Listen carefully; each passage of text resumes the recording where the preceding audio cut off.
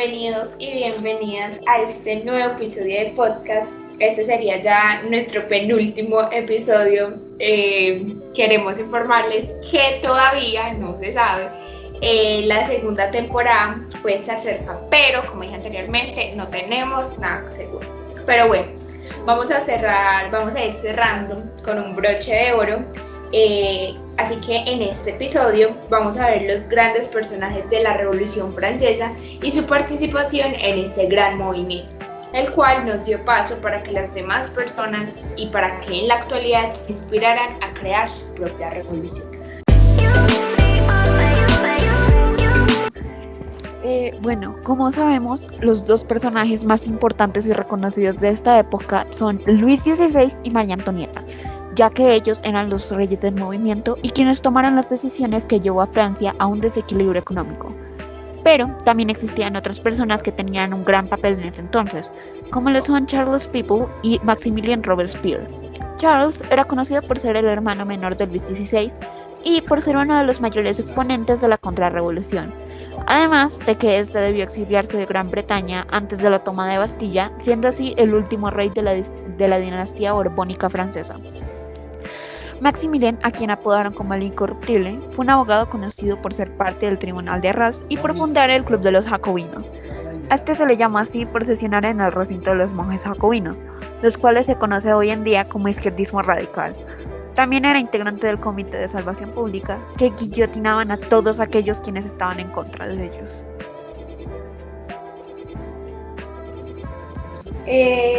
Ana, también debemos mencionar a Jean-Paul Marat, quien se convirtió en la voz de la insurgencia dentro de la propia Revolución Francesa.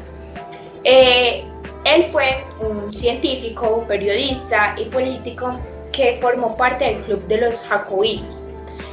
Marat se opuso totalmente al absolutismo monárquico y a los revolucionarios moderados, siendo así el propulsor de muchas muertes, entre ellas la de Luis XVI y María Antonieta. Recordemos que María Antonieta y Luis XVI murieron en la guillotina.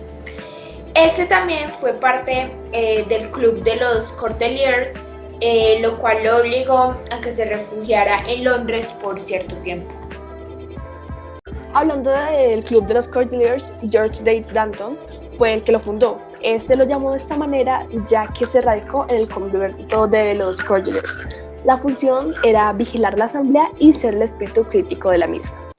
Danton fue elegido como el presidente de este club y tenía unas ideas demasiado semejantes a la de los jacobinos, pero estas eran más radicales ya que incluían a indigentes entre sus miembros.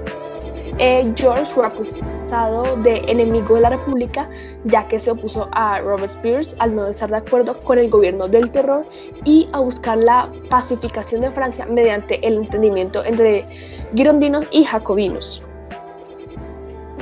Otro personaje que tuvo una participación activa en la revolución fue Marqués de Lafayette. Él, aparte de haber tenido una gran participación activa en la guerra de la independencia de las 13 colonias británicas de Norteamérica, tuvo una gran participación en la Revolución Francesa, solo que no estaba a favor de esto, ya que durante los primeros años de la revolución, el héroe de dos mundos, como le llamaban, fue muy popular al encarnar a la nobleza liberal y el brazo armado del nuevo régimen. Pero tuvo también un papel de moderador, defendiendo el mantenimiento de la monarquía constitucional e impidiendo los ataques contra la familia real. En 1791 fue él quien trajo a París al rey Luis XVI, sorprendido en Varennes cuando intentaba huir de Francia. Pero fue también él quien ordenó disparar sobre las masas de manifestantes, que como consecuencia pedían su destronamiento. Tras la formación del régimen republicano de la Convención en 1792, Lafayette dio la razón a quienes dudaban de su lealtad, al huir de Francia después de haber fracasado en el intento de subllevar a sus tropas en favor del rey.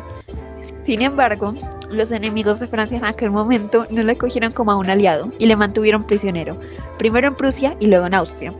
Fue Napoleón quien obtuvo su liberación tras derrotar a los austriacos en 1797. También se sabe que durante la época del imperio se mantuvo a la margen de la política, pero más tarde contribuyó a forzar la abdicación final de Napoleón, que esto fue más o menos en 1815, y encabezó la oposición liberal contra Luis XVIII y Carlos X. Durante la Revolución de 1830, la aclamación de masas le llevó de nuevo al mando a la Guardia Nacional. Desde aquel puesto apoyó el acceso al trono de Luis Felipe de Orleans, pero volvió a las filas de la oposición tan pronto como comprobó que con la monarquía de Julio no se realizaban sus anhelos de libertad política. Bueno, ya que ustedes están mencionando a Napoleón, les voy a contar un poquito sobre él. Él nace en Ajaccio, en Córcega. Se posesiona de Francia en el año 1979 y muere en el año 1821. Napoleón Bonaparte logró transformar las indisciplinadas tropas del ejército francés en un gran ejército poderoso.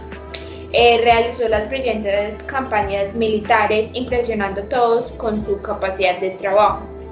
La estrategia de Napoleón consistía en atacar por sorpresa y sobre puntos débiles a su enemigo, realizando movimientos rápidos, provocando el retiro forzado del ejército enemigo y la toma de los recursos del país dominado. Pocos hombres han ejercido sobre su época una influencia tan grande y duradera como la que hizo Napoleón Bonaparte.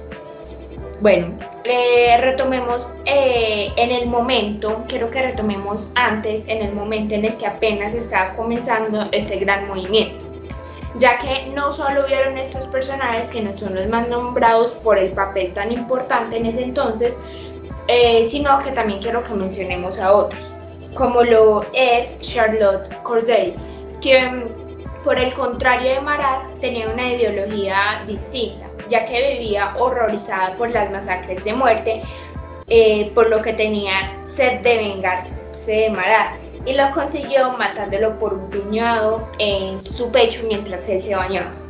Pero al realizar este acto tuvo como consecuencia el asesinato de ella, en donde antes se declara culpable y sin cargo de conciencia. Ella fue ejecutada por el pueblo. Silvi, hablando de estos personajes que no son tan mencionados, se encuentra el señor Jacques Necker, quien fue director general de finanzas de Francia en las décadas de 1777 a 1781 y de 1788 a 1790. En 1762 fundó su propio banco y en la década siguiente llegó a ser director de la Compañía Francesa de las Indias Orientales. Y en 1776 se le nombró director general del Tesoro y un año más tarde sustituyó a Anne Robert Jacques Turgot como controlador general de finanzas de Francia.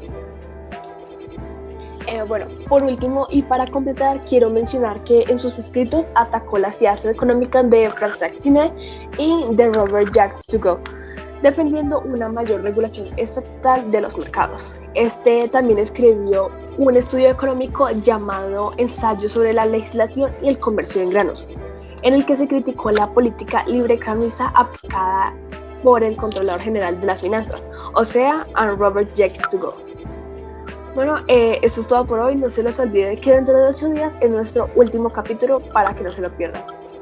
Y recuerden, un pequeño paso en el presente son 2 grandes en el futuro. ¡A plus tard! Adiós.